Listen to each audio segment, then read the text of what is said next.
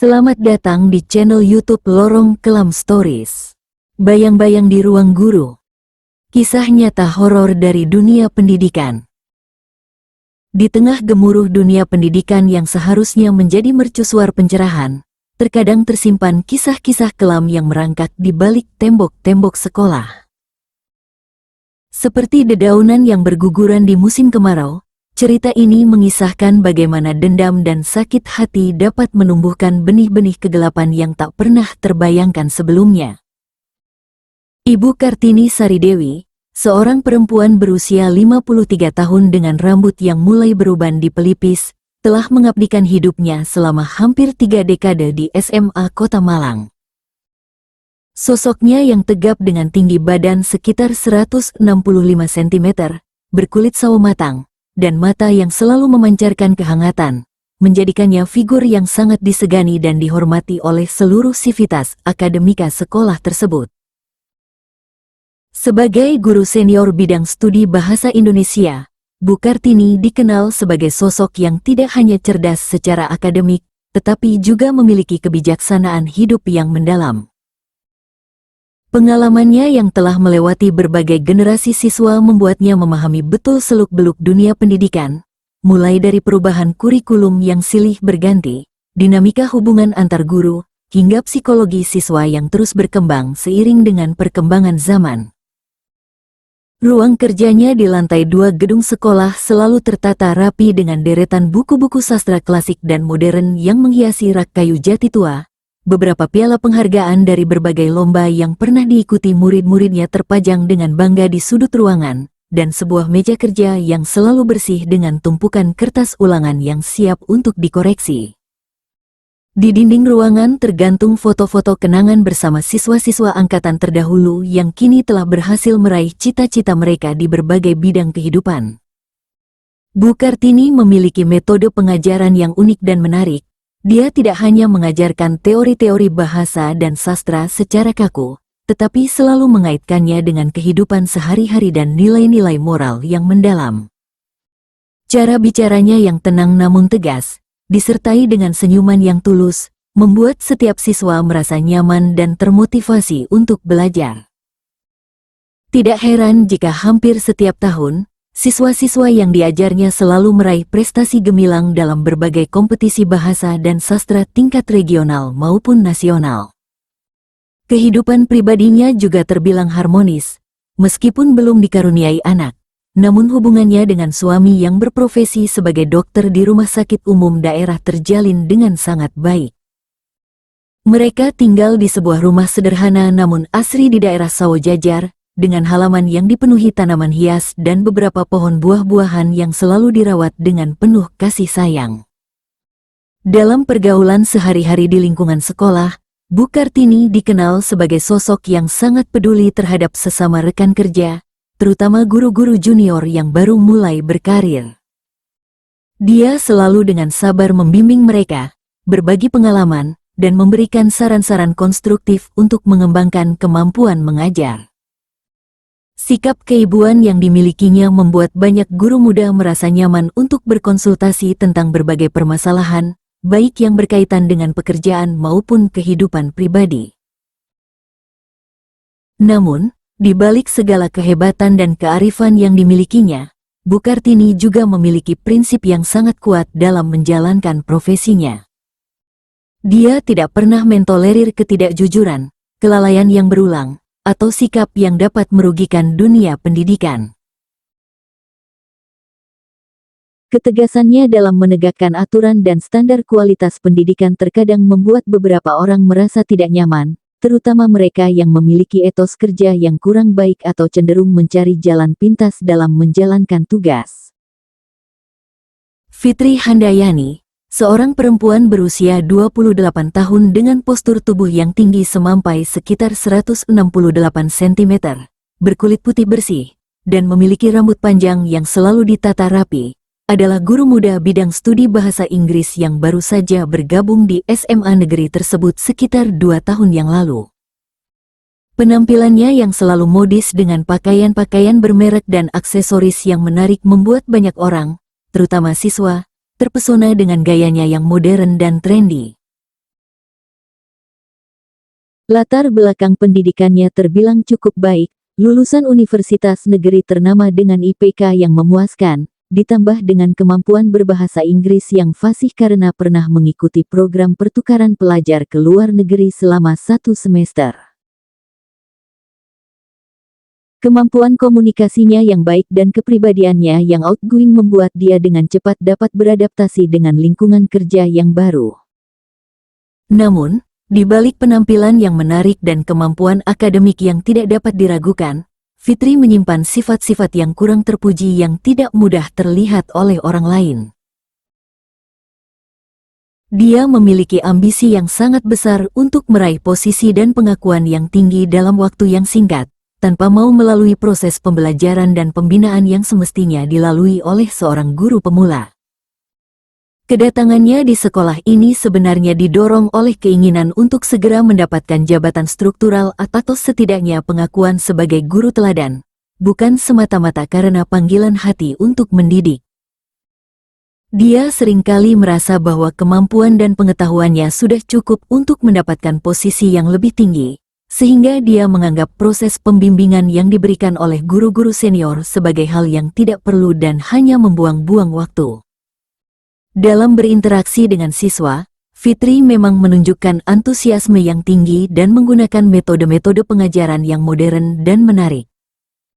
Dia sering menggunakan teknologi terbaru, media pembelajaran yang kreatif, dan pendekatan yang lebih kasual dan santai. Hal ini membuat banyak siswa merasa senang dengan gaya mengajarnya yang berbeda dari guru-guru yang lain.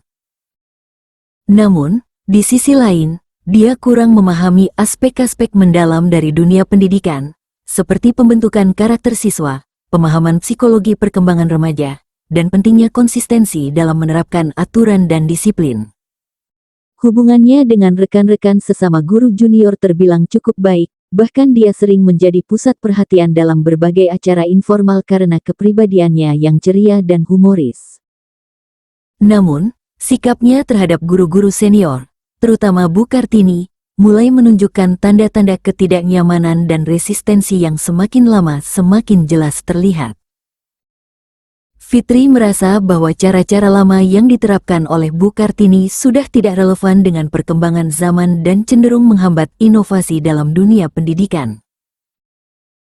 Dia seringkali dalam hati mengkritik berbagai kebijakan dan saran yang diberikan oleh Bu Kartini, meskipun secara verbal dia masih berusaha menunjukkan sikap hormat dan patuh. Kehidupan pribadinya cukup kompleks. Dia berasal dari keluarga menengah ke atas yang selalu memberikan fasilitas terbaik sejak kecil, sehingga dia terbiasa mendapatkan apa yang diinginkan tanpa harus melalui perjuangan yang terlalu berat. Hal ini membentuk kepribadiannya yang cenderung tidak sabar dan mudah frustrasi ketika menghadapi hambatan atau kritik yang tidak sesuai dengan ekspektasinya. Dalam pergaulan di luar sekolah, Fitri dikenal sebagai sosok yang sangat aktif di media sosial, selalu memposting berbagai kegiatan dan pencapaiannya dengan caption-caption yang terkesan membesar-besarkan kontribusinya dalam dunia pendidikan. Dia sering menghadiri berbagai seminar dan workshop, bukan semata-mata untuk menambah wawasan, tetapi lebih untuk membangun jaringan dan mencari peluang untuk meningkatkan karir. Konflik antara Bu Kartini dan Fitri dimulai dari hal-hal kecil yang sebenarnya merupakan bagian normal dari proses pembimbingan guru senior terhadap guru junior. Suatu hari di awal semester genap, Bu Kartini sebagai koordinator guru bahasa di sekolah tersebut, memberikan masukan kepada Fitri mengenai metode penilaian yang digunakan dalam ulangan harian bahasa Inggris. "Mbak Fitri, saya melihat soal-soal ulangan yang kamu buat sudah cukup bagus dan kreatif, tetapi mungkin perlu sedikit penyesuaian dengan standar kompetensi yang telah ditetapkan dalam kurikulum. Beberapa soal terlihat terlalu mudah untuk level siswa SMA kelas 2, dan ada beberapa aspek grammar yang perlu diperdalam lagi," kata Bu Kartini dengan nada yang sangat sopan dan penuh perhatian ketika mereka bertemu di ruang guru pada waktu istirahat siang. Pada saat itu, Fitri hanya mengangguk dan tersenyum, memberikan respons yang terlihat positif dan berterima kasih atas masukan tersebut. Namun, dalam hatinya, dia merasa bahwa kritik tersebut tidak adil dan cenderung meremehkan kemampuannya sebagai seorang guru yang memiliki latar belakang pendidikan yang baik. Dia merasa bahwa Bu Kartini terlalu kolot dan tidak memahami pendekatan modern dalam pengajaran bahasa asing. Beberapa hari kemudian, kejadian serupa terjadi ketika Bu Kartini memberikan saran mengenai pengelolaan kelas yang lebih efektif. Mbak Fitri, saya perhatikan ada beberapa siswa yang terlihat kurang fokus di kelas kamu. Mungkin bisa dicoba untuk lebih tegas dalam menerapkan aturan, dan jangan terlalu sering menggunakan gadget sebagai media pembelajaran. Kadang-kadang metode konvensional seperti diskusi kelompok dan presentasi masih lebih efektif untuk membangun kemampuan komunikasi siswa, ujar Bu Kartini sambil menunjukkan beberapa catatan observasi yang telah dia buat. Kali ini, reaksi Fitri mulai menunjukkan tanda-tanda ketidaknyamanan yang lebih jelas. Senyumnya terlihat dipaksakan, dan responnya menjadi lebih kaku dan formal. Baik, Bu Kartini, saya akan mempertimbangkan saran tersebut. Namun, saya rasa metode yang saya gunakan sudah cukup sesuai dengan karakteristik siswa zaman sekarang yang lebih familiar dengan teknologi, jawabnya dengan nada yang sedikit defensif. Puncak ketegangan terjadi ketika Bu Kartini, dalam kapasitasnya sebagai koordinator, harus memberikan penilaian kinerja guru untuk laporan bulanan kepada kepala sekolah. Dalam laporan tersebut, Bu Kartini dengan objektif menuliskan bahwa Fitri memiliki potensi yang baik tetapi masih perlu pembinaan lebih lanjut dalam beberapa aspek, seperti pengelolaan kelas, pemahaman kurikulum, dan konsistensi dalam penerapan metode penilaian. Ketika laporan tersebut disampaikan dalam rapat Dewan Guru Bulanan, Fitri merasa sangat terhina dan marah karena merasa bahwa penilaian tersebut tidak mencerminkan usaha dan kemampuan yang telah dia tunjukkan. Dia merasa bahwa Bu Kartini dengan sengaja ingin menjatuhkan reputasinya di hadapan kepala sekolah dan guru-guru lainnya. Setelah rapat tersebut, Fitri mulai menunjukkan sikap yang lebih dingin dan menjauh dari Bu Kartini. Dia tidak lagi aktif bertanya atau meminta saran, bahkan cenderung menghindari percakapan yang tidak perlu dengan guru senior tersebut. Dalam berbagai kesempatan, dia mulai mencari dukungan dari guru-guru lain dengan menceritakan versinya sendiri tentang kejadian-kejadian yang telah terjadi, tanpa memberikan gambaran yang objektif tentang konteks dan niat baik dari masukan-masukan yang diberikan Bu Kartini. Situasi semakin memburuk ketika Fitri merasa bahwa karirnya di sekolah tersebut tidak berkembang sesuai dengan yang diharapkan. Dia melihat bahwa beberapa guru lain yang masa kerjanya tidak jauh berbeda dengannya sudah mulai mendapat kepercayaan untuk menangani program-program khusus atau mendapat rekomendasi untuk mengikuti pelatihan-pelatihan bergengsi. Sementara itu, dia merasa bahwa dirinya tidak mendapat kesempatan yang sama, dan dia menyalahkan Bu Kartini sebagai dalang di balik semua hambatan yang dia hadapi. Rasa dendam dan kekecewaan yang mendalam mulai tumbuh dalam hati Fitri, berubah menjadi kebencian yang semakin lama semakin menggerogoti jiwanya. Dia mulai mencari cara untuk membalas apa yang dianggapnya sebagai perlakuan tidak adil dari Bu Kartini, tanpa menyadari bahwa semua masukan dan kritik yang diberikan sebenarnya merupakan bentuk kepedulian dan upaya untuk membantunya berkembang menjadi guru yang lebih baik. Perubahan pertama yang terlihat terjadi pada diri Bu Kartini dimulai sekitar 3 bulan setelah konflik dengan Fitri mencapai puncaknya. Pada mulanya, perubahan tersebut begitu halus dan tidak kentara, seperti embun pagi yang perlahan-lahan menghilang di telan sinar matahari, namun lama-kelamaan menjadi semakin jelas dan mengkhawatirkan bagi orang-orang di sekitarnya. Hal pertama yang diperhatikan oleh suaminya, Dr. Budi Santoso, adalah perubahan pola tidur istrinya yang sangat drastis.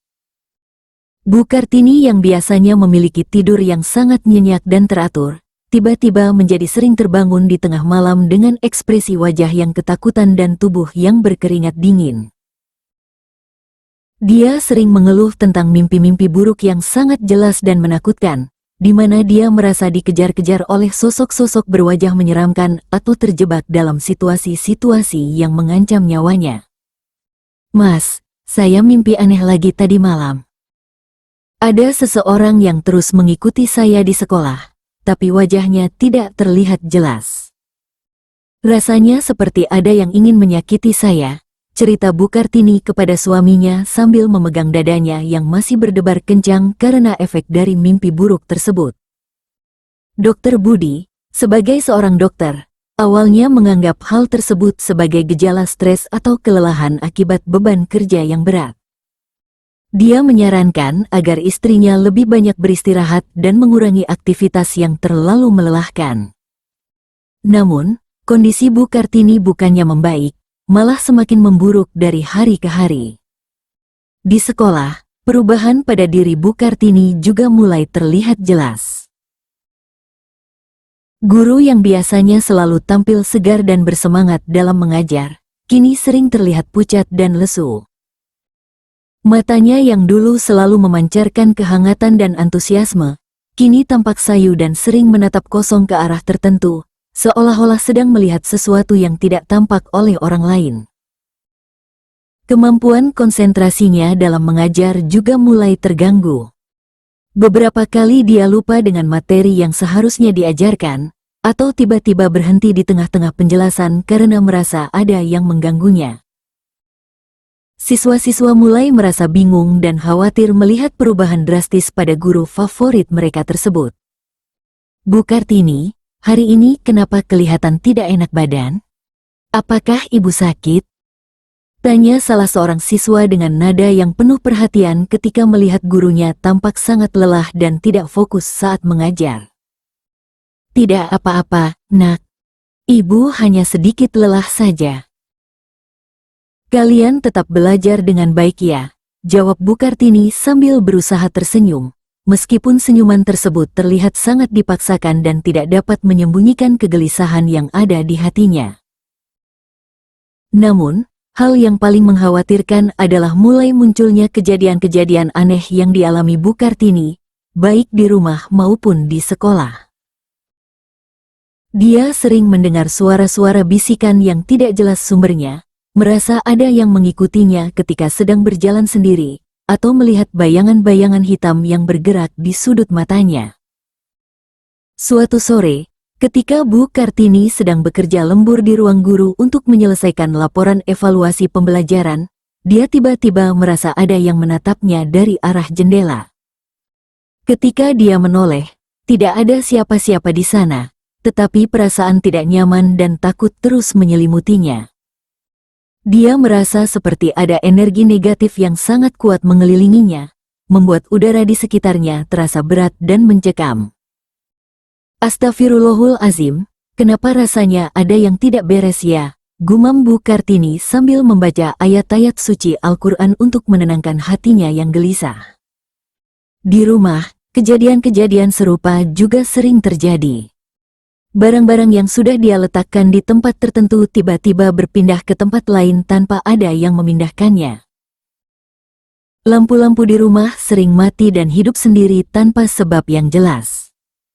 Suara-suara aneh seperti derap langkah kaki atau suara pintu yang dibanting terdengar di malam hari, padahal tidak ada orang lain selain dia dan suaminya. Dokter Budi mulai sangat khawatir melihat kondisi istrinya yang semakin memburuk. Sebagai seorang dokter, dia sudah mencoba berbagai pendekatan medis, mulai dari memberikan obat penenang, vitamin untuk mengatasi stres, hingga menyarankan untuk berkonsultasi dengan psikolog. Namun, semua upaya tersebut tidak memberikan hasil yang signifikan. "Tini, mungkin kamu perlu istirahat total dulu dari pekerjaan. Saya lihat kondisi kamu semakin tidak baik. Bagaimana kalau kita pergi berlibur keluar kota untuk menyegarkan pikiran?" usul Dokter Budi dengan nada yang penuh kekhawatiran. "Mas, saya merasa ada sesuatu yang tidak beres dengan saya. Ini bukan hanya masalah kelelahan biasa. Saya merasa seperti ada yang sengaja mengganggu saya, tetapi saya tidak tahu apa dan siapa yang melakukannya," jawab Bu Kartini dengan suara yang bergetar, menunjukkan betapa besar ketakutan yang sedang dia alami. Kondisi Bu Kartini yang semakin memburuk mulai menjadi perhatian guru-guru lain di sekolah.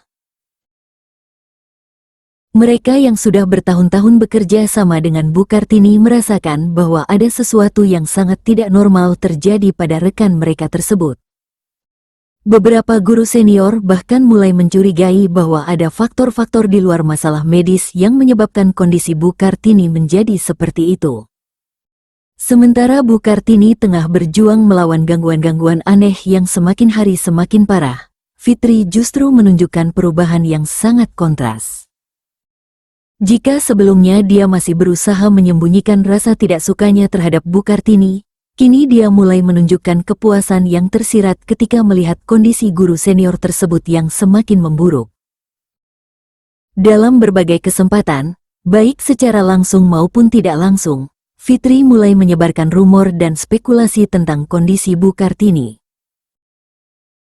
Dia sering berbisik-bisik dengan guru-guru lain, menyatakan bahwa mungkin Bu Kartini sudah terlalu tua dan stres untuk menjalankan tugasnya dengan baik, atau bahwa metode-metode kuno yang selama ini diterapkan Bu Kartini akhirnya membuatnya sendiri menjadi tidak mampu beradaptasi dengan perkembangan zaman.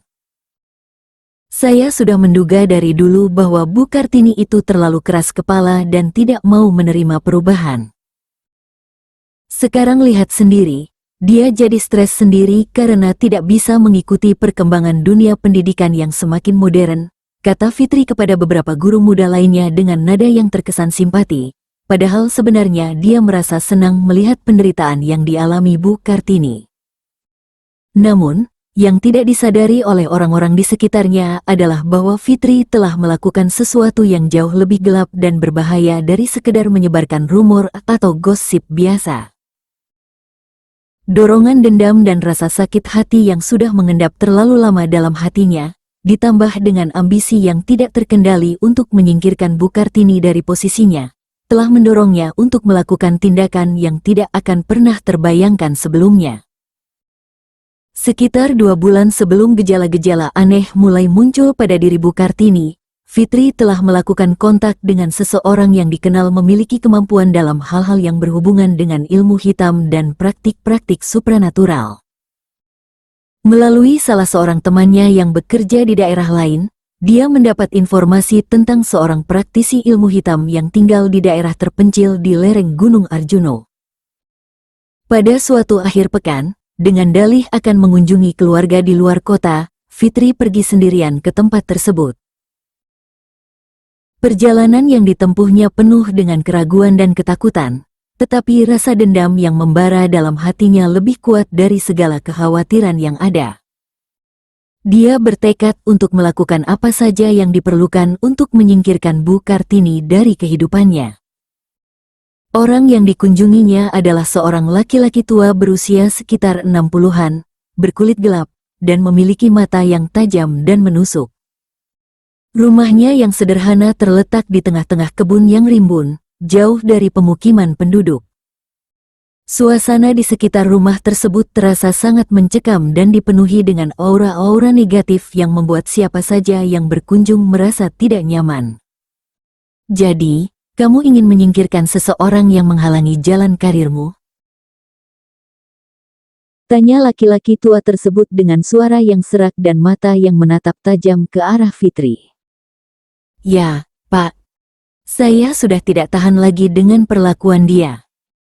Dia selalu meremehkan kemampuan saya dan menghalangi karir saya. Saya ingin dia pergi dari sekolah itu, atau setidaknya tidak bisa lagi mengganggu saya, jawab Fitri dengan suara yang bergetar, menunjukkan betapa besarnya tekad yang sudah dia bulatkan. Laki-laki tua tersebut kemudian menjelaskan berbagai macam cara yang bisa dilakukan, mulai dari yang ringan hingga yang sangat berbahaya. Dia memperingatkan bahwa segala sesuatu yang berhubungan dengan ilmu hitam pasti akan memiliki konsekuensi, baik bagi target maupun bagi orang yang melakukannya. Namun, Fitri sudah terlanjur terbawa oleh amarah dan ambisinya, sehingga dia tidak mempedulikan semua peringatan tersebut. Setelah negosiasi yang cukup panjang dan pembayaran sejumlah uang yang tidak sedikit, laki-laki tua tersebut menyetujui untuk membantu Fitri melakukan praktik ilmu hitam terhadap Bu Kartini. Dia memberikan beberapa benda yang harus ditanam di sekitar tempat kerja atau rumah Bu Kartini, serta mantra-mantra tertentu yang harus dibaca oleh Fitri secara rutin pada waktu-waktu tertentu. Ingat, anak muda, apa yang kamu minta ini akan memiliki akibat yang tidak main-main. Pastikan kamu benar-benar siap dengan segala konsekuensinya. Dan jangan pernah menyesal di kemudian hari, karena apa yang sudah dimulai tidak mudah untuk dihentikan, pesan laki-laki tua tersebut dengan nada yang sangat serius dan menakutkan. Fitri pulang dari tempat tersebut dengan membawa berbagai macam benda-benda aneh yang tidak pernah dia lihat sebelumnya.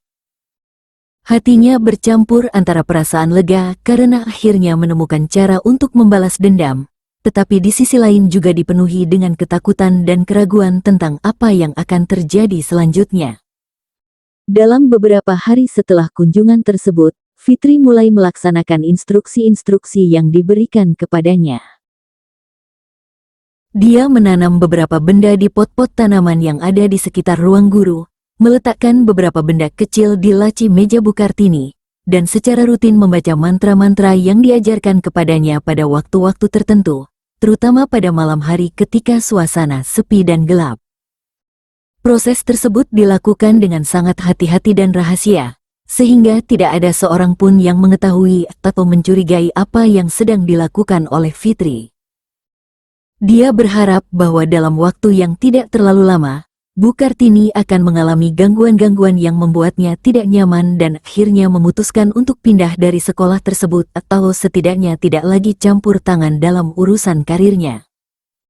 Seiring berjalannya waktu, kondisi Bu Kartini tidak hanya tidak membaik, tetapi justru semakin memburuk dengan cara yang sangat mengkhawatirkan dan tidak dapat dijelaskan secara medis. Gangguan-gangguan yang dialaminya mulai meluas dari sekedar mimpi buruk dan perasaan tidak nyaman menjadi manifestasi fisik yang nyata dan sangat mengganggu aktivitas sehari-harinya. Pada suatu pagi yang cerah, ketika Bu Kartini sedang bersiap-siap untuk berangkat ke sekolah, dia tiba-tiba merasakan sakit kepala yang sangat hebat, seperti ada yang memukul kepalanya dengan benda tumpul. Rasa sakit tersebut datang secara tiba-tiba dan begitu intens hingga membuatnya tidak bisa berdiri dengan tegak. Dokter Budi yang melihat kondisi istrinya langsung membawanya ke rumah sakit untuk pemeriksaan lebih lanjut. Hasil pemeriksaan medis yang dilakukan di rumah sakit menunjukkan hasil yang sangat membingungkan bagi para dokter. Semua tes yang dilakukan, mulai dari tes darah lengkap, CT scan kepala, MRI, hingga pemeriksaan neurologis mendalam, semuanya menunjukkan hasil yang normal dan tidak ada indikasi adanya penyakit atau gangguan medis yang serius. Namun, gejala-gejala yang dialami Bu Kartini sangat nyata dan semakin hari semakin parah. Pak dokter, hasil pemeriksaan istri saya bagaimana? Kenapa dia terus mengalami sakit kepala yang sangat hebat dan sering pingsan tanpa sebab yang jelas? Tanya Dokter Budi dengan nada yang penuh kekhawatiran kepada dokter spesialis saraf yang menangani kasus istrinya. Secara medis, semua hasil pemeriksaan menunjukkan bahwa kondisi istri Bapak normal. Tidak ada tanda-tanda tumor, stroke, atau gangguan neurologis lainnya. Namun, gejala yang dialami memang sangat nyata. Mungkin ini berkaitan dengan faktor psikologis atau stres yang sangat berat. Saya sarankan untuk berkonsultasi dengan psikiater, jawab dokter tersebut dengan ekspresi wajah yang juga menunjukkan kebingungan. Namun, ketika Bu Kartini dikonsultasikan ke psikiater, hasilnya juga tidak memberikan jawaban yang memuaskan. Secara psikologis, Bu Kartini tidak menunjukkan tanda-tanda depresi berat, gangguan kecemasan akut, atau gangguan mental lainnya yang dapat menyebabkan gejala fisik yang dialaminya. Bahkan, dalam percakapan dengan psikiater, Bu Kartini masih dapat berkomunikasi dengan baik dan menunjukkan pemikiran yang jernih dan rasional. Sementara itu, di sekolah, kondisi Bu Kartini yang semakin memburuk mulai mempengaruhi seluruh dinamika kerja dan pembelajaran. Dia sering tiba-tiba pingsan di tengah-tengah jam mengajar, membuat siswa-siswa menjadi panik dan khawatir. Beberapa kali, dia harus dibawa ke UKS karena tiba-tiba tubuhnya menjadi sangat lemas dan tidak bisa mengontrol dirinya sendiri. Yang lebih mengkhawatirkan lagi adalah munculnya gejala-gejala yang tidak wajar, seperti tiba-tiba berbicara dengan suara yang berbeda, atau memanggil nama-nama orang yang tidak dikenal. Kadang-kadang, matanya menatap kosong ke arah tertentu dengan ekspresi yang sangat ketakutan, seolah-olah sedang melihat sesuatu yang sangat mengerikan yang tidak dapat dilihat oleh orang lain. Bu Kartini, Bu. Ibu kenapa? Tanya salah seorang siswa dengan suara yang bergetar ketika melihat gurunya tiba-tiba berhenti mengajar dan menatap kosong ke arah sudut ruangan dengan ekspresi wajah yang sangat ketakutan. Bu Kartini tidak merespons panggilan siswa tersebut. Dia tetap menatap ke arah sudut ruangan sambil berkata dengan suara yang hampir berbisik, "Pergi. Pergi dari sini. Jangan ganggu saya. Saya tidak salah apa-apa." Kejadian-kejadian seperti ini membuat seluruh komunitas sekolah menjadi gelisah dan khawatir. Kepala sekolah akhirnya memutuskan untuk memberikan cuti sakit kepada Bu Kartini hingga kondisinya membaik. Meskipun secara medis tidak ada diagnosa yang jelas tentang penyakit yang dialaminya. Di rumah, situasi menjadi semakin mencekam. Bu Kartini sering terbangun di tengah malam dengan jeritan yang sangat keras, mengaku bahwa ada sosok-sosok menakutkan yang ingin menyakitinya. Dia juga sering berbicara sendiri, seolah-olah sedang berdialog dengan seseorang yang tidak terlihat. Kadang-kadang, dia menangis tanpa sebab yang jelas, atau tiba-tiba marah dan melempar barang-barang di sekitarnya. "Tini, sayang, kamu sedang bicara dengan siapa?" "Tidak ada orang lain di sini," kata Dokter Budi dengan nada yang sangat lembut ketika melihat istrinya sedang berbicara dengan seseorang yang tidak terlihat. "Mas, kamu tidak lihat? Ada perempuan muda di sana." Dia terus menatap saya dengan mata yang penuh kebencian. "Dia bilang saya harus pergi dari sekolah itu, atau dia akan terus mengganggu saya," jawab Bu Kartini sambil menunjuk ke arah sudut ruangan yang kosong. Dokter Budi merasakan bulu kuduknya berdiri mendengar cerita istrinya. Sebagai seorang dokter yang rasional, dia sebenarnya tidak percaya dengan hal-hal yang berbau mistis atau supranatural. Namun, kondisi istrinya yang semakin aneh dan tidak dapat dijelaskan secara medis membuatnya mulai mempertimbangkan kemungkinan-kemungkinan lain di luar nalar ilmiah. Pada saat yang bersamaan, Fitri justru menunjukkan perubahan yang sangat positif dalam karirnya. Dengan tidak adanya Bu Kartini di sekolah, dia merasa lebih bebas untuk mengekspresikan ide-idenya dan mengambil peran yang lebih besar dalam berbagai kegiatan sekolah. Dia mulai mendapat pengakuan dari kepala sekolah dan guru-guru lain atas inisiatif dan kontribusinya dalam meningkatkan kualitas pembelajaran. Alhamdulillah, akhirnya saya bisa bekerja dengan lebih tenang dan fokus. Tanpa ada yang terus mengkritik dan mengatur-atur, saya merasa lebih produktif dan kreatif, kata Fitri kepada dirinya sendiri sambil tersenyum puas melihat kondisi yang semakin menguntungkan baginya. Namun, di balik kepuasan dan kebanggaan yang dirasakannya, Fitri juga mulai merasakan efek samping dari tindakan yang telah dilakukannya. Dia sering mengalami mimpi buruk yang menggambarkan penderitaan Bu Kartini, dan kadang-kadang merasa ada suara-suara yang menyalahkannya atas apa yang terjadi. Namun, dia selalu menekan perasaan-perasaan tersebut dan meyakinkan dirinya bahwa semua yang terjadi adalah konsekuensi wajar dari konflik yang sudah terjadi. Yang tidak disadari oleh Fitri adalah bahwa kekuatan gelap yang telah dia bangkitkan tidak hanya mempengaruhi Bu Kartini, tetapi juga mulai mempengaruhi dirinya sendiri. Energi negatif yang digunakan untuk menyakiti orang lain pada akhirnya akan kembali kepada pelakunya dengan cara yang tidak terduga dan lebih mengerikan. Kondisi Bu Kartini yang semakin memburuk dan tidak dapat dijelaskan secara medis membuat Dokter Budi mulai mencari alternatif penanganan di luar jalur medis konvensional. Meskipun sebagai seorang dokter dia sangat percaya pada ilmu pengetahuan dan logika, namun cintanya pada istri dan keputusasaan karena tidak menemukan solusi medis yang tepat membuatnya mulai membuka pikiran terhadap kemungkinan-kemungkinan lain. Suatu hari, Dr. Budi mendapat saran dari salah seorang koleganya di rumah sakit yang pernah mengalami situasi serupa. Koleganya tersebut menyarankan untuk berkonsultasi dengan seorang ustazah yang dikenal memiliki kemampuan dalam menangani kasus-kasus yang berkaitan dengan gangguan supranatural, namun dengan pendekatan yang islami dan tidak melanggar syariah. Dok, saya pernah mengalami hal yang serupa dengan istri dokter. Secara medis tidak ada yang salah, tetapi gejalanya sangat nyata dan mengganggu.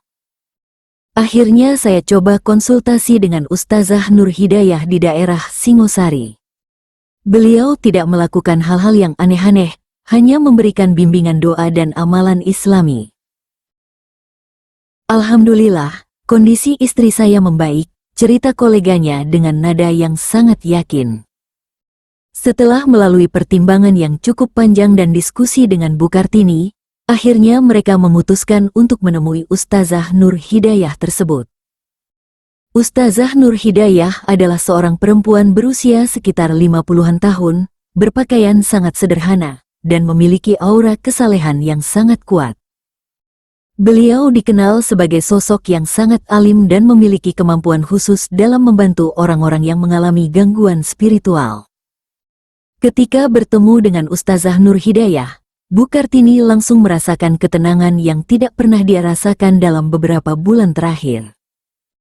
Suasana di rumah ustazah tersebut sangat damai dan penuh dengan aura positif yang membuat siapa saja yang berkunjung merasa nyaman dan tenang. Subhanallah, saya merasakan ada energi negatif yang sangat kuat menempel pada ibu. Ini bukan gangguan jin atau makhluk halus biasa, tetapi ada unsur campur tangan manusia yang menggunakan ilmu hitam untuk menyakiti ibu, kata Ustazah Nur Hidayah setelah mengamati kondisi Bu Kartini dengan seksama. Ustazah, bagaimana bisa terjadi hal seperti ini? Saya merasa tidak pernah berbuat jahat kepada siapapun. Kenapa ada orang yang ingin menyakiti saya? Tanya Bu Kartini dengan suara yang bergetar, menunjukkan betapa besar kebingungan dan ketakutan yang sedang dia alami. Sabar, Bu. Allah SWT tidak akan menguji hambanya melebihi kemampuannya. Ini adalah ujian yang harus ibu hadapi dengan sabar dan tawakal.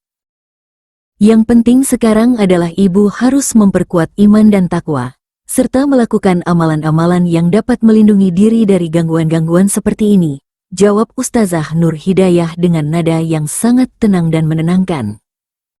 Ustazah Nur Hidayah kemudian memberikan beberapa amalan dan doa-doa khusus yang harus dilakukan oleh Bu Kartini secara rutin. Beliau juga memberikan air putih yang sudah dibacakan ayat-ayat suci Al-Quran untuk diminum dan air wudhu, serta beberapa lembar kertas yang berisi ayat-ayat Al-Quran yang harus dibaca setiap hari. Ibu harus rutin membaca surah Al-Baqarah, surah Al-Falaq, surah Anas, dan ayat kursi setiap hari. Perbanyak zikir dan sholat sunnah. Yang paling penting adalah ibu harus memaafkan siapapun yang telah berbuat jahat kepada ibu, karena dendam dan kebencian hanya akan memperkuat energi negatif yang menempel pada diri ibu, pesan Ustazah Nur Hidayah dengan nada yang sangat serius. Setelah pertemuan dengan Ustazah Nur Hidayah, kondisi Bu Kartini mulai menunjukkan perbaikan yang signifikan. Gangguan-gangguan yang dialaminya mulai berkurang intensitasnya, dan dia mulai bisa tidur dengan lebih nyenyak. Namun, proses penyembuhan tidak berlangsung dengan mulus, karena kekuatan negatif yang menimpanya sudah cukup kuat dan memerlukan waktu yang tidak sebentar untuk bisa hilang sepenuhnya. Sementara itu, di sekolah, beberapa guru senior yang sudah lama mengenal Bu Kartini mulai mencurigai bahwa ada sesuatu yang tidak beres dengan situasi yang sedang terjadi. Mereka mulai memperhatikan perubahan sikap dan perilaku beberapa guru, terutama Fitri, yang terlihat sangat senang dan puas dengan kondisi Bu Kartini yang sedang sakit. Pak Wahyu, seorang guru senior bidang studi matematika yang sudah bekerja sama dengan Bu Kartini selama lebih dari 20 tahun, mulai melakukan observasi dan penyelidikan kecil-kecilan. Dia merasa bahwa konflik antara Bu Kartini dan Fitri yang terjadi beberapa bulan sebelumnya bukan kebetulan, dan kondisi Bu Kartini yang aneh juga bukan hanya masalah medis biasa.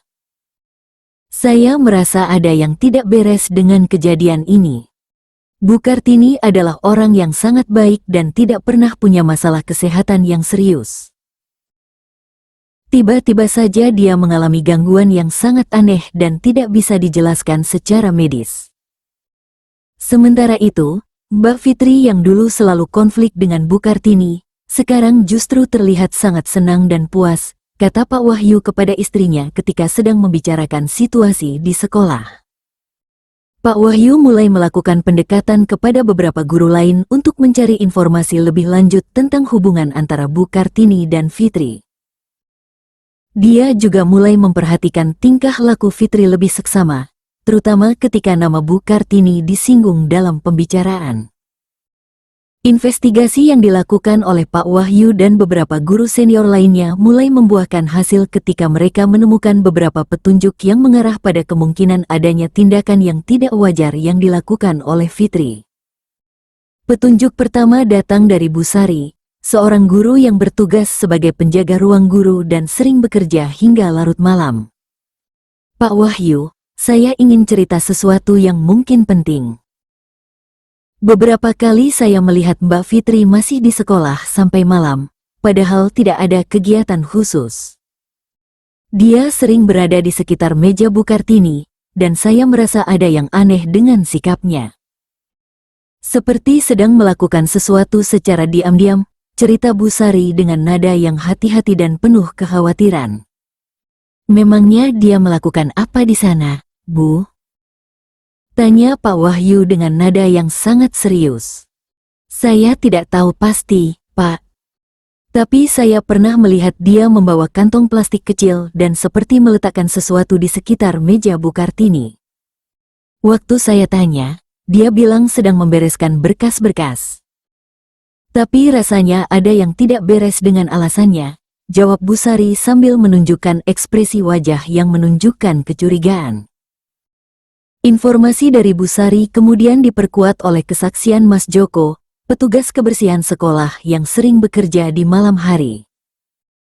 Mas Joko menceritakan bahwa beberapa kali dia melihat Fitri berada di sekolah pada waktu-waktu yang tidak wajar, dan pernah mendengar suara-suara aneh seperti orang sedang membaca mantra atau doa-doa dalam bahasa yang tidak dia pahami. Pak, saya ini orang yang tidak terlalu percaya sama hal-hal mistis. Tapi yang saya dengar itu benar-benar aneh.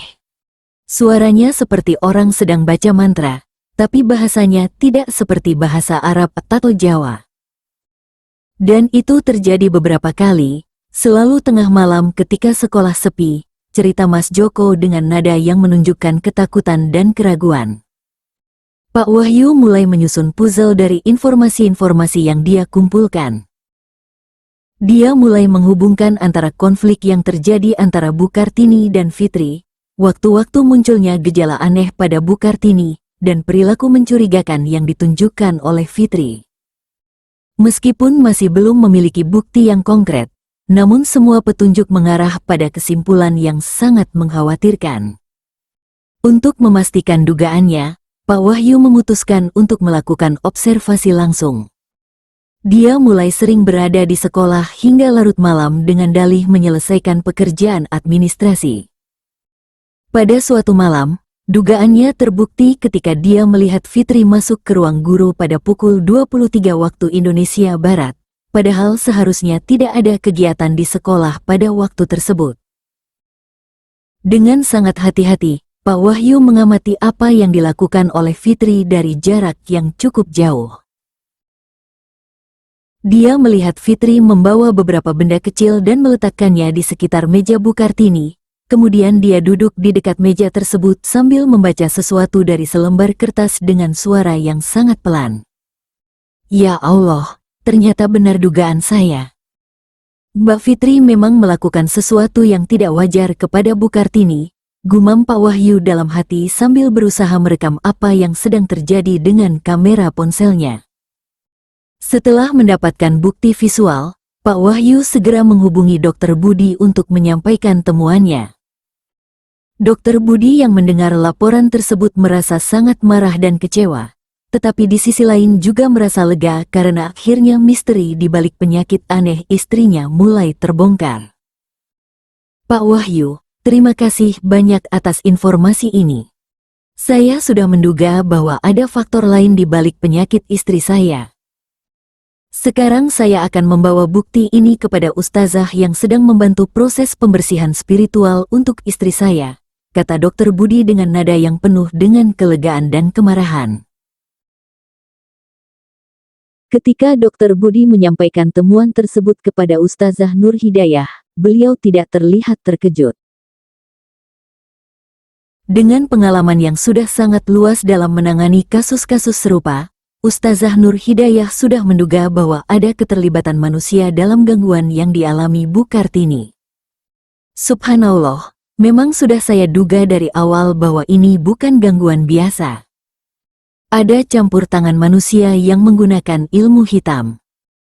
Sekarang yang penting adalah bagaimana kita melakukan pembersihan yang lebih intensif untuk menghilangkan semua energi negatif yang sudah terlanjur menempel pada Bu Kartini, kata Ustazah Nur Hidayah dengan nada yang sangat tenang namun penuh determinasi. Ustazah Nur Hidayah kemudian memberikan instruksi yang lebih spesifik kepada Bu Kartini dan Dr. Budi. Bu Kartini harus melakukan pembersihan spiritual yang lebih intensif, termasuk ruqyah syariah yang akan dilakukan oleh Ustazah Nur Hidayah sendiri. Selain itu, semua benda-benda yang ada di sekitar tempat kerja Bu Kartini harus dibersihkan atau diganti, terutama yang dicurigai telah dimanipulasi oleh pelaku. Bu Kartini, sekarang Ibu harus lebih sabar dan tabah dalam menjalani proses pembersihan ini.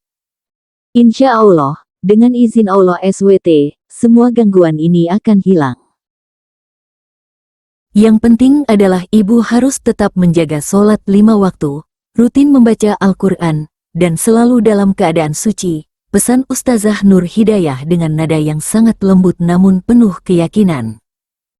Setelah mendapatkan bukti yang cukup kuat tentang keterlibatan Fitri dalam gangguan yang dialami Bu Kartini, Pak Wahyu bersama dengan beberapa guru senior lainnya memutuskan untuk melakukan konfrontasi langsung.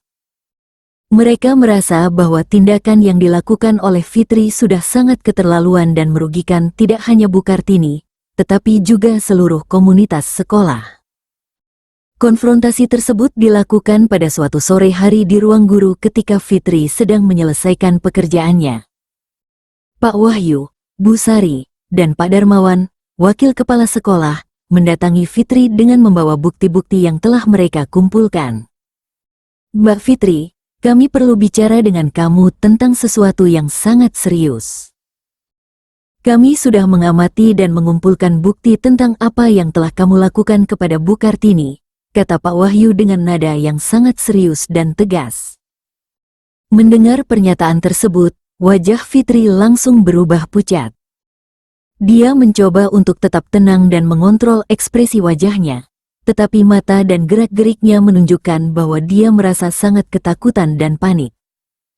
Pak Wahyu, saya tidak mengerti apa yang Bapak maksud. Saya tidak pernah melakukan apa-apa kepada Bu Kartini. Kalau ada masalah, kita bisa bicarakan dengan baik-baik, jawab Fitri dengan suara yang bergetar, berusaha menyangkal tuduhan yang diajukan kepadanya. Mbak Fitri, kami sudah punya bukti video tentang apa yang kamu lakukan di ruang guru pada malam hari. Kami tahu bahwa kamu telah melakukan sesuatu yang tidak wajar kepada Bu Kartini. Sekarang yang kami inginkan adalah kejujuran dari kamu, kata Pak Darmawan dengan nada yang sangat tegas dan tidak memberikan ruang untuk berdalih. Ketika bukti video ditunjukkan kepadanya, Fitri tidak bisa lagi menyangkal apa yang telah dilakukannya. Air matanya mulai mengalir deras, dan tubuhnya gemetar hebat karena ketakutan dan penyesalan. Dia akhirnya mengakui bahwa dia telah melakukan praktik ilmu hitam kepada Bu Kartini karena didorong oleh rasa dendam dan sakit hati. Maafkan saya, Pak. Saya memang telah melakukan hal yang sangat salah. Saya tidak tahu bahwa akibatnya akan separah ini. Saya hanya ingin Bu Kartini tidak lagi menghalangi karir saya, tetapi saya tidak bermaksud untuk menyakitinya seberat ini, kata Fitri sambil menangis terseduh-seduh, menunjukkan penyesalan yang mendalam atas perbuatannya. Mbak Fitri, apa yang telah kamu lakukan ini bukan hanya masalah karir atau konflik biasa. Kamu telah menggunakan ilmu hitam untuk menyakiti orang lain, dan itu adalah dosa besar. Bu Kartini hampir saja mengalami gangguan jiwa yang permanen karena ulah kamu, kata Bu Sari dengan nada yang sangat marah dan kecewa. Konfrontasi tersebut berlangsung selama beberapa jam, di mana Fitri akhirnya menceritakan secara detail tentang apa yang telah dilakukannya, mulai dari kunjungannya ke praktisi ilmu hitam di lereng Gunung Arjuno, benda-benda yang ditanamnya di sekitar meja Bu Kartini, hingga mantra-mantra yang rutin dibacanya setiap malam. Saya benar-benar menyesal, Pak. Saya tidak tahu bahwa Bu Kartini akan mengalami penderitaan seberat ini. Saya hanya ingin dia tidak lagi campur tangan dalam urusan saya. Sekarang saya sangat menyesal dan ingin memperbaiki kesalahan saya, kata Fitri dengan suara yang sangat lemah dan penuh penyesalan. Mendengar pengakuan Fitri, para guru senior merasa sangat marah dan kecewa. Mereka tidak menyangka bahwa di antara rekan kerja mereka sendiri ada yang bisa melakukan tindakan sebejat ini hanya karena masalah karir dan ego pribadi. Mbak Fitri, apa yang telah kamu lakukan ini tidak bisa dimaafkan begitu saja. Kamu harus bertanggung jawab atas semua akibat yang ditimbulkan oleh perbuatanmu. Sekarang kamu harus membantu proses pembersihan yang sedang dilakukan untuk Bu Kartini, kata Pak Darmawan dengan nada yang sangat tegas. Setelah konfrontasi tersebut, informasi tentang apa yang telah dilakukan oleh Fitri segera disampaikan kepada Dr. Budi dan Bu Kartini. Mereka merasa sangat terkejut dan marah, tetapi di sisi lain juga merasa lega karena akhirnya misteri di balik penderitaan yang dialami Bu Kartini terbongkar.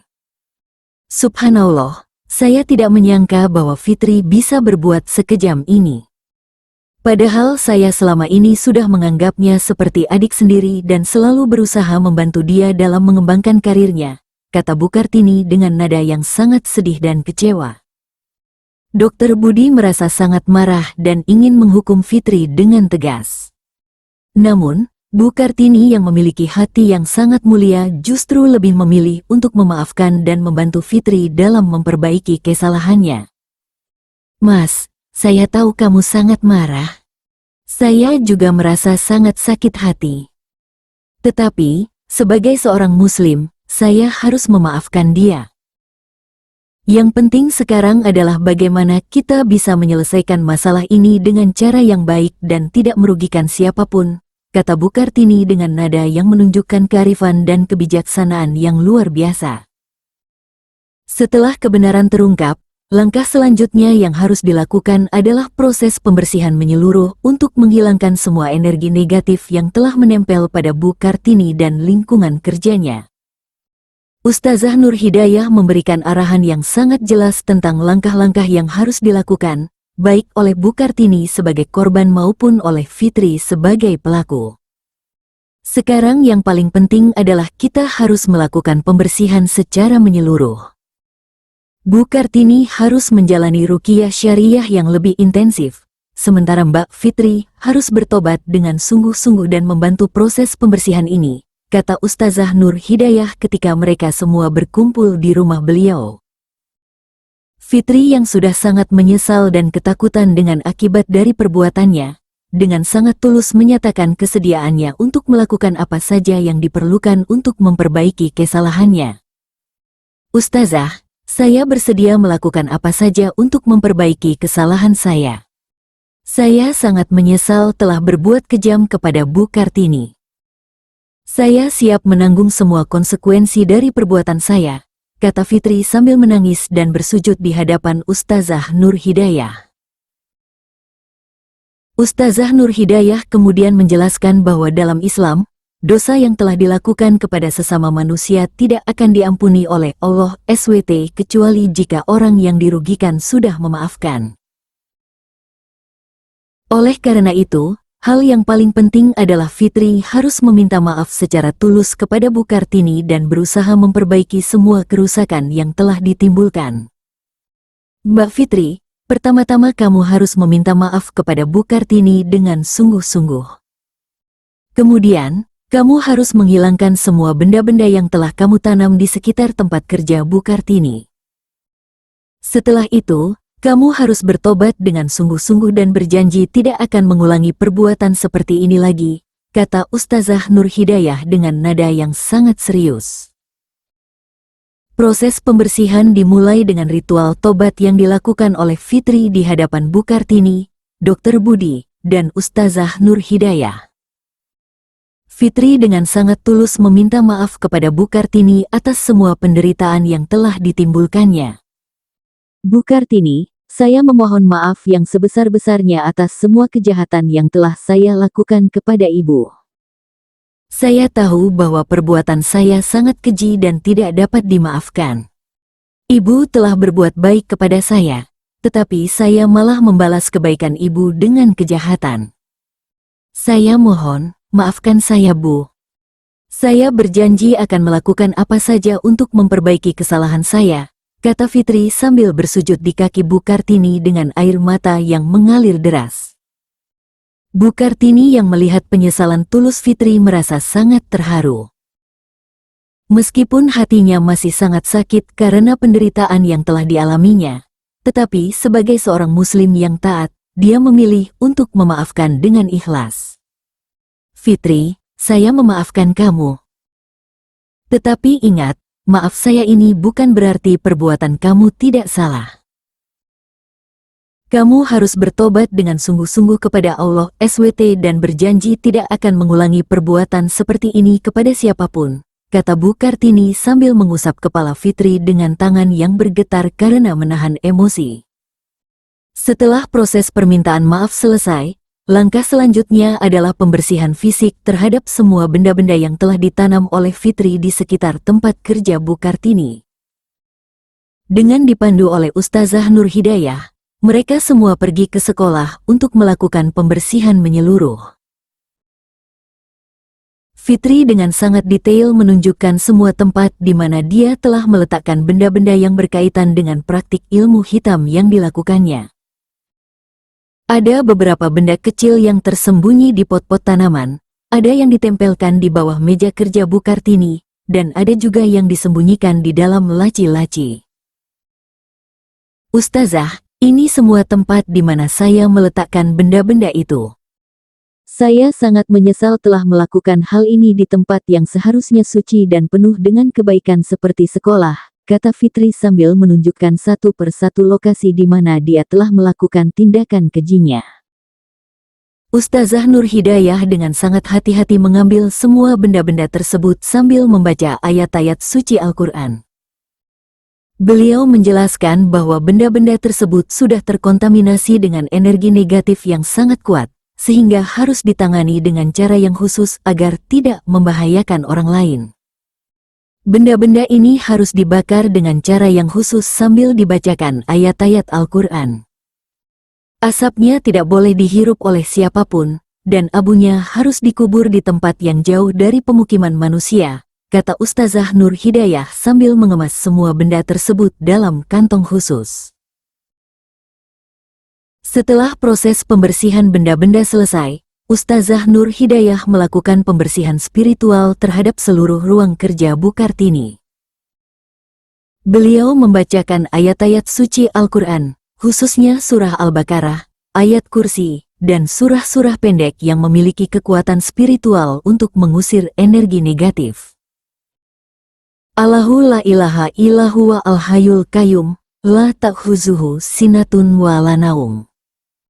Suara Ustazah Nur Hidayah yang melantunkan ayat kursi bergema di seluruh ruangan, menciptakan atmosfer yang sangat sakral dan damai. Proses pembersihan spiritual dilakukan selama hampir 3 jam, dan hasilnya sangat luar biasa. Ruangan yang tadinya terasa berat dan mencekam, kini menjadi terasa sangat ringan dan nyaman. Bu Kartini yang sejak tadi merasa sangat gelisah dan tidak nyaman, tiba-tiba merasakan ketenangan yang luar biasa. Subhanallah, saya merasakan perbedaan yang sangat besar. Beban yang selama ini saya rasakan di dada seperti sudah hilang. Terima kasih Ustazah, terima kasih Fitri yang sudah mau jujur dan membantu proses pembersihan ini, kata Bu Kartini dengan air mata haru yang mengalir di pipinya. Namun, proses pembersihan tidak berhenti sampai di situ. Ustazah Nur Hidayah menjelaskan bahwa Bu Kartini masih harus menjalani beberapa tahap pembersihan spiritual untuk memastikan bahwa semua energi negatif yang menempel pada dirinya benar-benar hilang tanpa sisa. Setelah pembersihan fisik selesai dilakukan, tahap selanjutnya yang tidak kalah penting adalah proses ruqyah syariah untuk membersihkan jiwa dan ruh Bu Kartini dari semua pengaruh negatif yang telah menempel selama berbulan-bulan. Ustazah Nur Hidayah menjelaskan bahwa ruqyah adalah salah satu metode pengobatan Islami yang telah dicontohkan oleh Rasulullah SAW untuk mengatasi berbagai macam gangguan spiritual. Bu Kartini, sekarang kita akan melakukan ruqyah untuk membersihkan jiwa ibu dari semua pengaruh negatif yang masih tersisa. Proses ini mungkin akan sedikit berat, karena energi negatif yang menempel pada ibu sudah cukup kuat. Tetapi insya Allah, dengan izin Allah SWT, semua akan berjalan lancar, kata Ustazah Nur Hidayah sambil mempersiapkan air putih yang akan dibacakan ayat-ayat Al-Quran. Proses ruqyah dimulai dengan pembacaan surah Al-Fatihah, dilanjutkan dengan ayat kursi, dan beberapa ayat dari surah Al-Baqarah yang memiliki kekuatan khusus untuk mengusir gangguan jin dan energi negatif. Ustazah Nur Hidayah membacakan ayat-ayat tersebut dengan suara yang sangat khusyuk dan penuh penghayatan. Selama proses ruqyah berlangsung, Bu Kartini mengalami berbagai macam reaksi yang menunjukkan bahwa memang ada energi negatif yang sedang dipaksa untuk keluar dari tubuhnya. Pada awalnya, dia merasa sangat gelisah dan tidak nyaman, tubuhnya bergetar hebat, dan keringat dingin mengalir deras di seluruh tubuhnya.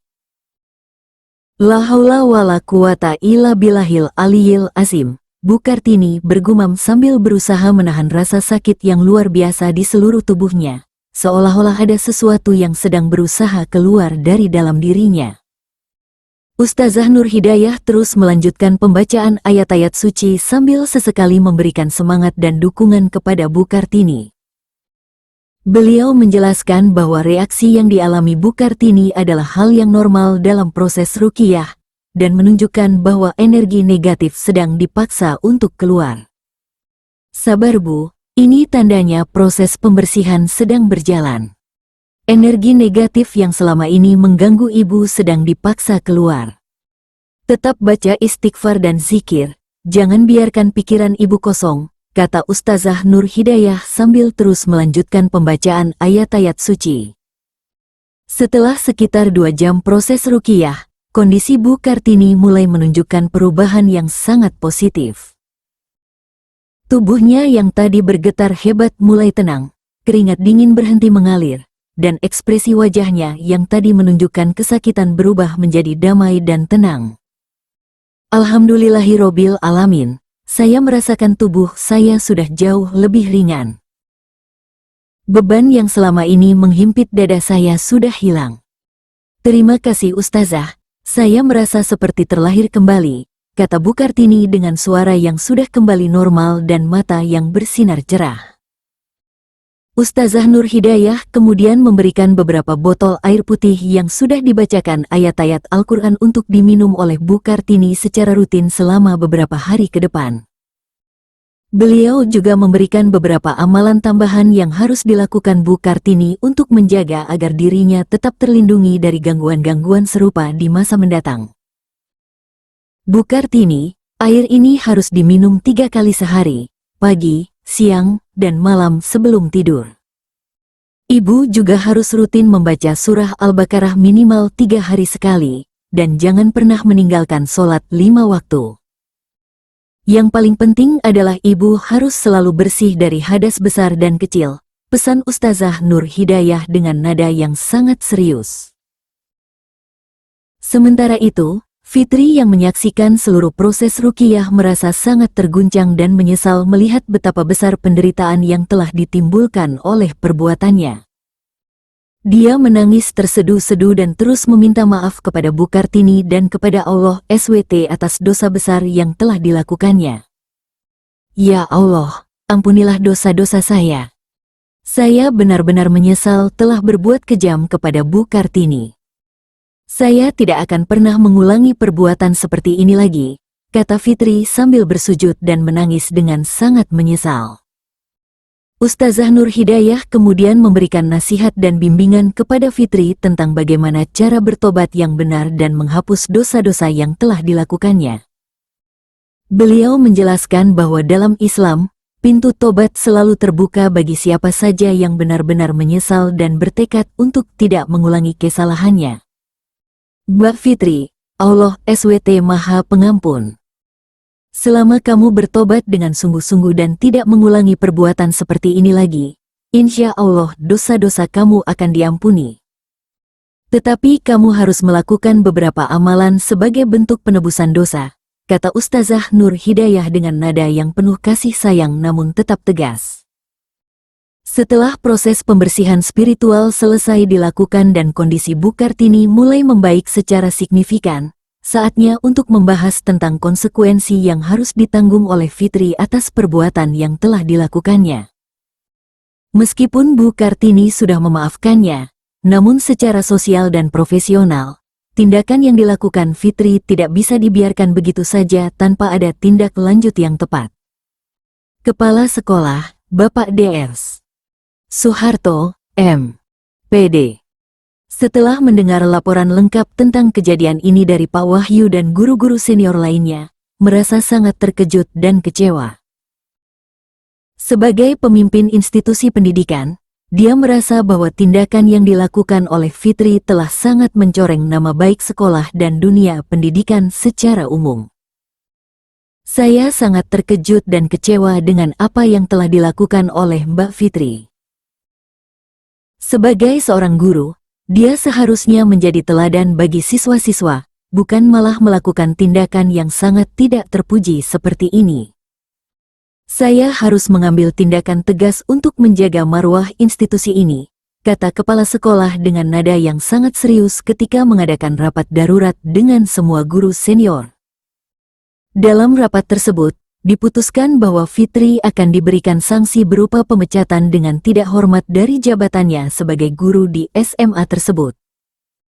Keputusan ini diambil bukan hanya karena tindakan yang dilakukannya, tetapi juga karena dia telah melanggar sumpah profesi guru dan kode etik pendidikan yang sangat fundamental.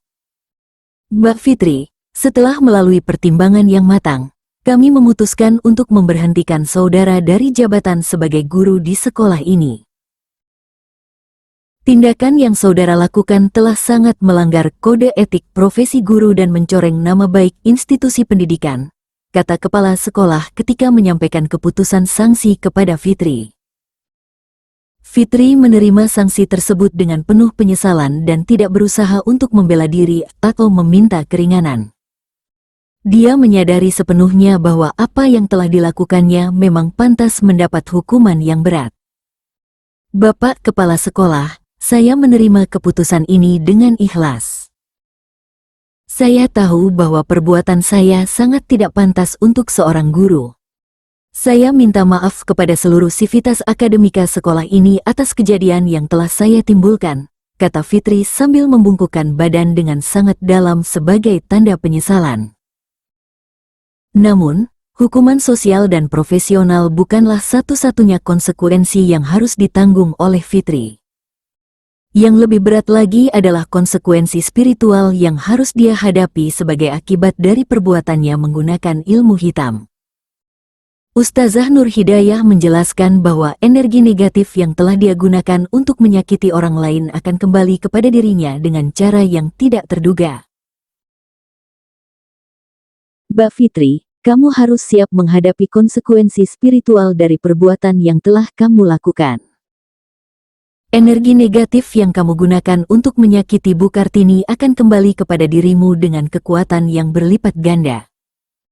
Kamu harus memperkuat iman dan takwa agar bisa menghadapi ujian yang akan datang, kata Ustazah Nur Hidayah dengan nada yang sangat serius.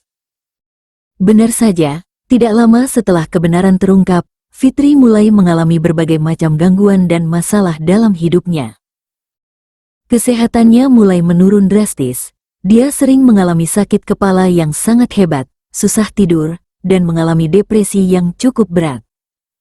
Selain itu, kehidupan sosial dan karirnya juga hancur total, karena berita tentang perbuatannya menyebar luas dan membuatnya dijauhi oleh banyak orang. Ya Allah, ternyata benar apa yang dikatakan Ustazah.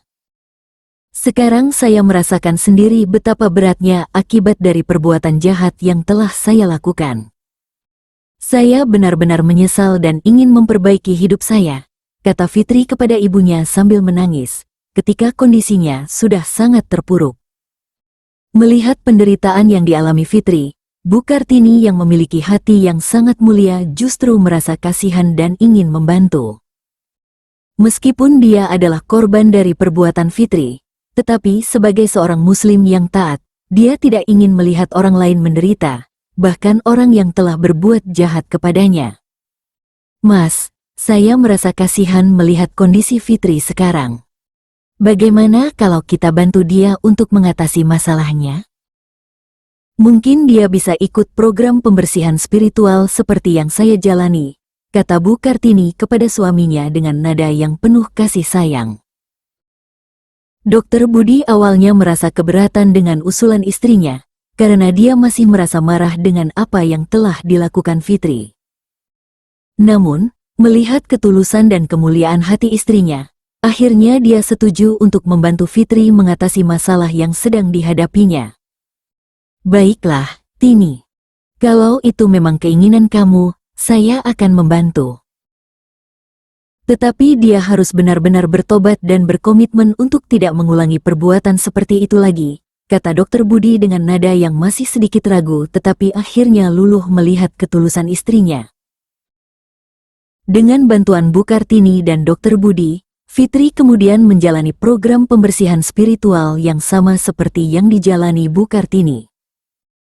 Ustazah Nur Hidayah dengan penuh kasih sayang membantu Fitri untuk membersihkan diri dari semua energi negatif yang menempel pada dirinya sebagai akibat dari praktik ilmu hitam yang pernah dilakukannya.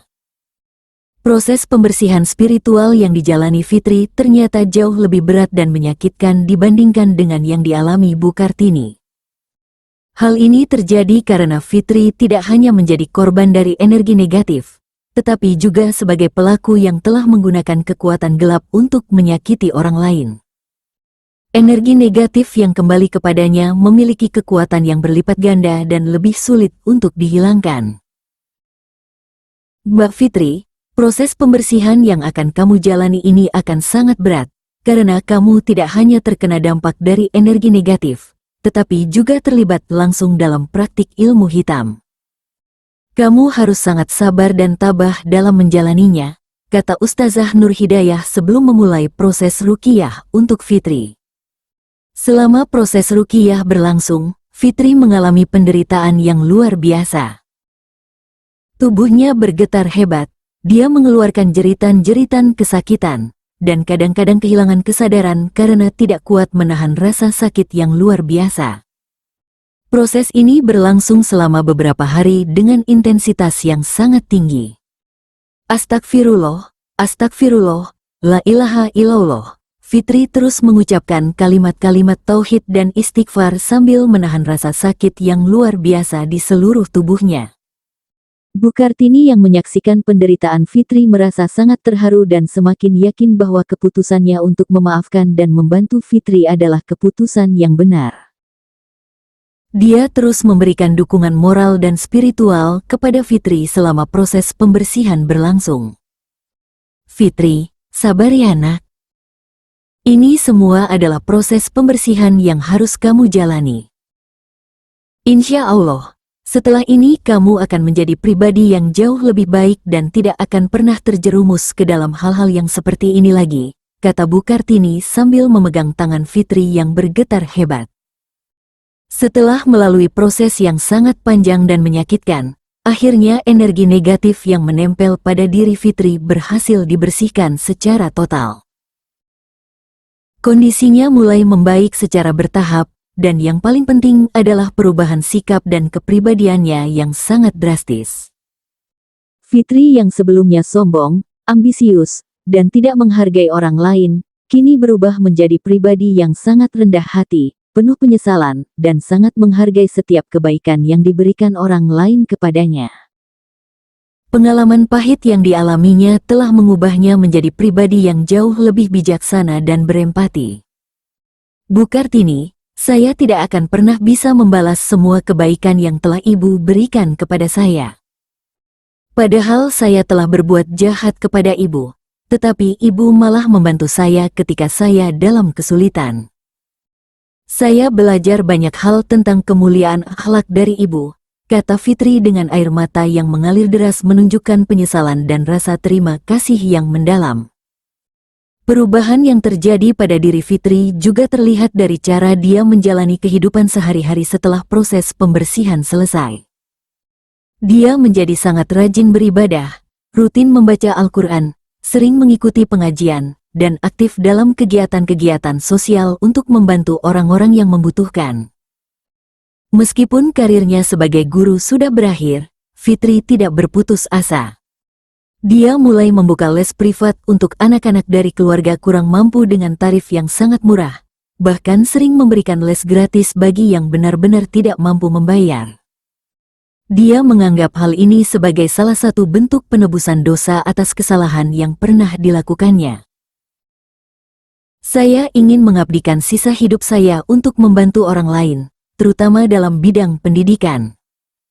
Ini adalah cara saya untuk menebus dosa-dosa yang pernah saya lakukan, kata Fitri ketika ditanya tentang rencana masa depannya. Bu Kartini yang melihat perubahan positif pada diri Fitri merasa sangat senang dan bangga. Dia menganggap bahwa semua penderitaan yang dialaminya tidak sia-sia jika pada akhirnya bisa membawa perubahan positif bagi orang lain, bahkan orang yang pernah menyakitinya. Alhamdulillah, saya sangat senang melihat perubahan yang terjadi pada Fitri. Ini menunjukkan bahwa tidak ada manusia yang benar-benar jahat. Semua orang pasti memiliki potensi untuk berubah menjadi lebih baik jika diberikan kesempatan dan bimbingan yang tepat, kata Bu Kartini kepada suaminya dengan nada yang penuh syukur. Hubungan antara Bu Kartini dan Fitri yang sebelumnya dipenuhi dengan konflik dan kebencian, kini berubah menjadi hubungan yang sangat harmonis dan penuh dengan saling menghargai. Mereka bahkan sering bertemu untuk berdiskusi tentang berbagai hal, terutama yang berkaitan dengan dunia pendidikan dan pengembangan diri. Setelah melalui proses pembersihan yang sangat panjang dan intensif, kondisi Bu Kartini akhirnya kembali normal sepenuhnya. Semua gejala aneh yang pernah dialaminya hilang tanpa bekas, dan dia kembali menjadi sosok guru yang energik, ceria, dan penuh semangat seperti sebelumnya. Bahkan, pengalaman spiritual yang dialaminya membuat dia menjadi pribadi yang jauh lebih bijaksana dan memiliki pemahaman yang lebih dalam tentang kehidupan. Subhanallah, saya merasa seperti terlahir kembali. Pengalaman yang saya alami meskipun sangat menyakitkan, tetapi telah mengajarkan saya banyak hal tentang kekuatan iman, pentingnya memaafkan, dan betapa berharganya setiap detik kehidupan yang diberikan Allah kepada kita, kata Bu Kartini kepada suaminya ketika mereka sedang menikmati suasana sore di teras rumah. Dr. Budi merasa sangat bersyukur melihat istrinya yang sudah kembali sehat dan bahkan menjadi lebih bijaksana dari sebelumnya. Pengalaman yang mereka lalui bersama telah memperkuat ikatan pernikahan mereka dan membuat mereka lebih menghargai kebersamaan yang ada. Alhamdulillah, Tini. Melihat kamu sehat kembali adalah anugerah terbesar dalam hidup saya. Pengalaman ini juga telah mengajarkan saya untuk lebih terbuka terhadap hal-hal yang tidak bisa dijelaskan secara medis. Ternyata ada dimensi kehidupan lain yang juga perlu kita pahami dan hormati, kata Dokter Budi sambil memeluk istrinya dengan penuh kasih sayang. Ketika Bu Kartini kembali mengajar di sekolah, sambutan yang diberikan oleh siswa-siswa dan rekan-rekan kerjanya sangat luar biasa. Mereka semua merasa sangat senang dan lega melihat guru favorit mereka kembali dengan kondisi yang sehat dan semangat yang tinggi. Bu Kartini, kami sangat merindukan Ibu. Kelas bahasa Indonesia tidak terasa sama tanpa kehadiran Ibu. Sekarang Ibu sudah sehat, kan? Tanya salah seorang siswa dengan nada yang penuh antusias dan kegembiraan. Alhamdulillah, Ibu sudah sehat kembali. Terima kasih atas doa dan dukungan kalian selama Ibu sakit. Sekarang kita bisa belajar bersama lagi dengan semangat yang baru, jawab Bu Kartini dengan senyuman yang sangat tulus dan mata yang berbinar bahagia. Dalam proses mengajar, Bu Kartini menjadi lebih kreatif dan inovatif. Pengalaman spiritual yang dialaminya memberikan perspektif baru dalam memahami literatur dan kehidupan, sehingga dia bisa menyampaikan materi pelajaran dengan cara yang lebih menarik dan bermakna. Anak-anak, dalam mempelajari karya sastra, kita tidak hanya belajar tentang teknik penulisan atau alur cerita, tetapi juga tentang nilai-nilai kehidupan yang terkandung di dalamnya. Setiap karya sastra mengajarkan kita tentang kemanusiaan, moralitas, dan bagaimana cara menghadapi berbagai problematika kehidupan, kata Bu Kartini ketika sedang mengajar di kelas. Hubungan Bu Kartini dengan guru-guru lain di sekolah juga menjadi semakin harmonis. Mereka semua sangat menghargai sikap Bu Kartini yang bisa memaafkan Fitri dan bahkan membantu dalam proses perbaikan diri Fitri. Hal ini menunjukkan kepada mereka tentang pentingnya memiliki hati yang besar dan sikap yang bijaksana dalam menghadapi konflik. Bu Kartini, saya sangat salut dengan sikap Ibu yang bisa memaafkan Mbak Fitri. Tidak semua orang bisa melakukan hal seperti itu, apalagi setelah mengalami penderitaan yang begitu berat, kata Pak Wahyu dengan nada yang penuh kekaguman. Pak Wahyu, hidup ini terlalu singkat untuk dihabiskan dengan menyimpan dendam dan kebencian. Memaafkan tidak berarti kita menerima perbuatan jahat yang dilakukan orang lain. Tetapi memaafkan berarti kita membebaskan hati kita dari beban negatif yang bisa merusak kebahagiaan dan kedamaian hidup kita, jawab Bu Kartini dengan nada yang sangat bijaksana. Sementara itu, Fitri yang sudah tidak lagi bekerja di sekolah tersebut, tetap menjalin komunikasi yang baik dengan Bu Kartini. Dia sering berkunjung untuk silaturahmi dan meminta nasihat tentang berbagai hal, terutama yang berkaitan dengan pengembangan diri dan perbaikan akhlak. Bu Kartini, saya ingin berterima kasih sekali lagi atas semua kebaikan yang telah Ibu berikan kepada saya. Ibu telah mengajarkan saya tentang arti sesungguhnya dari kemuliaan akhlak. Sekarang saya berusaha untuk menjadi pribadi yang lebih baik dan bermanfaat bagi orang lain, kata Fitri ketika berkunjung ke rumah Bu Kartini pada suatu sore hari. Fitri, semua orang pasti pernah melakukan kesalahan dalam hidupnya. Yang penting adalah kita belajar dari kesalahan tersebut dan berusaha untuk tidak mengulanginya lagi. Kamu sudah menunjukkan perubahan yang sangat positif, dan saya yakin kamu akan menjadi pribadi yang jauh lebih baik di masa mendatang, kata Bu Kartini sambil menyajikan teh hangat untuk Fitri. Kisah nyata yang terjadi di SMA ini memberikan banyak pelajaran berharga tentang berbagai aspek kehidupan manusia. Pertama, tentang bahayanya membiarkan ego, ambisi, dan dendam menguasai hati dan pikiran. Fitri yang awalnya adalah seorang guru muda dengan potensi yang baik, terjerumus ke dalam tindakan yang sangat keji hanya karena tidak bisa mengendalikan emosi negatifnya. Kedua, tentang kekuatan luar biasa dari sifat pemaaf dan kasih sayang. Bu Kartini yang menjadi korban dari perbuatan jahat Fitri, justru menunjukkan kemuliaan akhlak yang luar biasa dengan memaafkan dan membantu orang yang telah menyakitinya. Sikap ini bukan hanya menyelamatkan dirinya dari energi negatif yang berkepanjangan, tetapi juga menjadi kunci transformasi positif bagi Fitri. Ketiga, tentang pentingnya dimensi spiritual dalam kehidupan manusia. Pengalaman Bu Kartini menunjukkan bahwa ada hal-hal dalam kehidupan yang tidak bisa diselesaikan hanya dengan pendekatan medis atau rasional semata. Kekuatan iman, doa, dan praktik spiritual yang benar terbukti mampu mengatasi masalah-masalah yang sangat kompleks. Keempat, tentang potensi setiap manusia untuk berubah menjadi lebih baik. Fitri yang sempat terjerumus ke dalam tindakan yang sangat kelam, terbukti mampu bertransformasi menjadi pribadi yang mulia dan bermanfaat bagi orang lain ketika diberikan kesempatan dan bimbingan yang tepat.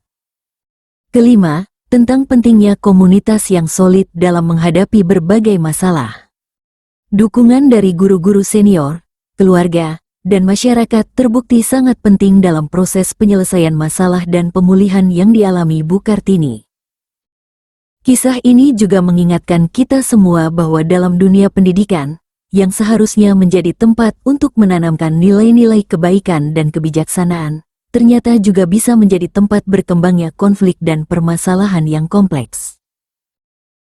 Oleh karena itu, semua pihak yang terlibat dalam dunia pendidikan harus selalu menjaga akhlak dan moralitas dalam menjalankan tugas dan tanggung jawabnya.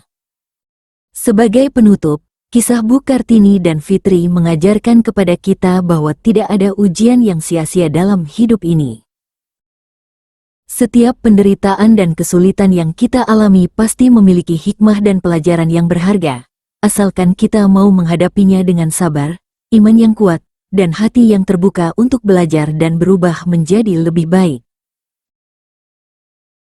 Semoga kisah nyata ini bisa menjadi inspirasi dan pelajaran bagi kita semua untuk selalu menjaga hati dari sifat-sifat negatif seperti dendam, iri hati, dan ambisi yang berlebihan. Sebaliknya, mari kita terus mengembangkan sifat-sifat mulia seperti pemaaf, kasih sayang, dan keinginan untuk selalu berbuat baik kepada sesama. Karena pada akhirnya, kebaikan akan selalu mengalahkan kejahatan, dan cahaya akan selalu mengusir kegelapan. Wallahu a'lam bishawab. Terima kasih sudah berkunjung di channel kami, Lorong Kelam Stories. Jangan lupa subscribe dan klik tombol loncengnya agar tidak ketinggalan cerita-cerita menarik lainnya. Sampai jumpa.